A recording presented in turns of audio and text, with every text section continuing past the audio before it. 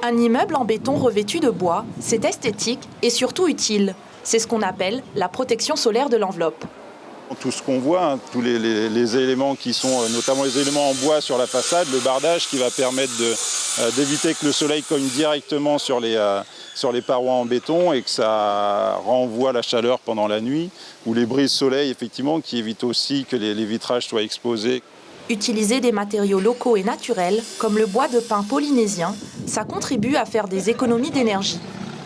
Les casquettes, ça aurait été en béton. Moi, j'ai choisi des brise-soleil parce que ce qui se passe sous une casquette, c'est que généralement, l'air est un peu plus chaud. Et quand on a le vent qui ramène l'air chaud à l'intérieur, c'est pas terrible.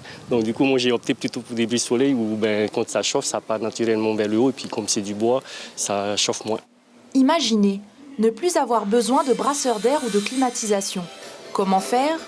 En favorisant la ventilation naturelle. Donc là, on voit que Stanley il a bien bossé la ventilation naturelle traversante et la porosité.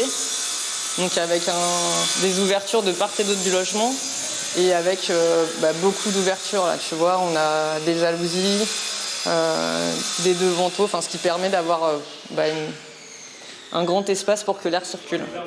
Pas de climatiseur ni de brasseur d'air. Investir à la place dans un chauffe-eau solaire, ça réduit considérablement la facture d'énergie. La couleur du toit joue aussi un rôle. Plus ça va être foncé, plus il faudra augmenter la température, augmenter l'épaisseur d'isolation. Avec un toit clair, par exemple, comme on a sur l'école maternelle en bas, par exemple, 3 cm d'isolation aurait suffi. Alors que là, c'est foncé, il va peut-être falloir mettre 7 cm. Donc tu vois, la couleur de la toiture, ça n'a pas d'impact économique, mais derrière, la solution technique, que tu mettes 3 ou 7, c'est pas le même coût, quoi. Coût supplémentaire estimé de toutes ces installations, entre 0,5 et 2%. Mais à long terme, c'est entre 15 et 30% d'économie sur la facture d'énergie.